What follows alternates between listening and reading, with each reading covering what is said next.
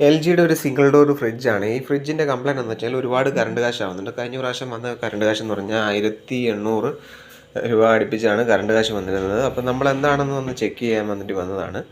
വന്ന് നോക്കിയപ്പോൾ തന്നെ നമുക്ക് കാണാൻ പറ്റിയൊരു കാര്യം എന്താണെന്ന് വെച്ച് കഴിഞ്ഞാൽ ഒന്ന് രണ്ട് കാര്യങ്ങൾ ഞാൻ നിങ്ങളെ കാണിച്ചു തരാം.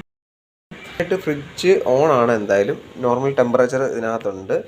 പിന്നെ രണ്ടാമത്തെ കാര്യം, ഈ നോബ് തിരിക്കുന്ന സമയത്ത് ഇത് കണ്ടില്ലേ, ഈ നോബ് തിരിക്കുന്ന സമയത്ത് ഇത് കൺട്രോളിങ് ചെയ്യണം. കാരണം 1 2 3 4 5 6 7 വരെ കൂളിങ്ങിൻ്റെ ആ ഒരു ടെമ്പറേച്ചറിനെ സെറ്റ് ചെയ്ത് വെച്ചിട്ടുണ്ട്. ആ ടെമ്പറേച്ചറിൽ നമ്മൾ ഏകദേശം ഒരു രണ്ട് ആ ഒരു ടെമ്പറേച്ചറിലാണ് നമ്മൾ മിക്കവാറും വെക്കാറുള്ളത്. അപ്പോൾ ഇത് നോബ് തിരിക്കാൻ നേരത്ത് കണ്ടില്ലേ, ചുമ്മാ ഫ്രീ ആയിട്ട് കിടന്ന് കറങ്ങാണ്. ഞാനത് എടുത്ത് നോക്കിയപ്പോഴാണ് നിങ്ങൾക്ക് കാണാൻ പറ്റിയതാണ്. ഇതിനകത്ത് ഇങ്ങനെ ആ ഒരു ലോക്കിങ് പോയിട്ടുണ്ട്, അതുകൊണ്ട് തിരിക്കാനും പറ്റുന്നില്ല. അതുപോലെ തന്നെ വേറെ കാര്യം എന്താണെന്ന് വെച്ച് കഴിഞ്ഞാൽ ഈ തെർമോസ്റ്റാറ്റ് സ്റ്റക്കായിട്ടുണ്ട്. കാരണം ഇത് ഒരു കംപ്ലൈൻറ്റ് ആയതുകൊണ്ടാണ് അങ്ങനെ സ്റ്റക്കായി നിൽക്കുന്നത്. കാരണം അങ്ങോട്ടും ഇങ്ങോട്ടും ഒന്നും തിരിയുന്നില്ല.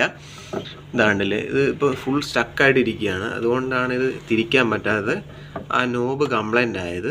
അപ്പോൾ ഇത് നമ്മൾ 2 സെറ്റ് ചെയ്ത് കഴിഞ്ഞാൽ 2 എന്നുള്ള ടെമ്പറേച്ചർ ആവുന്ന നേരത്ത് മെഷീൻ കട്ട് ഓഫ് ആവണം. കട്ട് ഓഫ് ആയതിനു ശേഷം ടെമ്പറേച്ചർ പോയതിനു ശേഷം മാത്രമേ വീണ്ടും റീസ്റ്റാർട്ട് ചെയ്യൂ. അല്ലെങ്കിൽ കംപ്രസർ ഫുൾ ടൈം വർക്ക് ചെയ്യുകയും ഇതുപോലെ തന്നെ ഐസ് പിടിക്കാനും, ഐസ് പിടിച്ചിട്ട് കൂളിംഗ് ഒരുപാടായിക്കൊണ്ട് ഇങ്ങനെ ഇരിക്കും. കാരണം കംപ്രസർ വർക്ക് ചെയ്തുകൊണ്ടിരിക്കുകയാണ്. അപ്പോൾ അതിനനുസരിച്ച് കറണ്ട് കാശും കൂടുന്നതായിരിക്കും. പിന്നെ രണ്ടാമത്തെ കാര്യം എന്താണെന്ന് വെച്ചാൽ ഞാൻ കാണിച്ചു തരാം. ഇതാണ്ടല്ലേ, ഈ ഒരു ഡോർ ഞാൻ എടുത്തപ്പോൾ തന്നെ ഇത് പോയി. കാരണം ഈ ഡോറിൻ്റെ ഈ സൈഡ് പൊട്ടിപ്പോയിട്ടുണ്ട്. അപ്പോൾ അതൊരു അഡ്ജസ്റ്റ്മെൻറ്റിൽ വെച്ചിരിക്കുകയാണ്. അതുകൊണ്ട് അതും ഒരു കംപ്ലൈൻ്റ് ആയിട്ടാണ് എനിക്ക് തോന്നിയത്.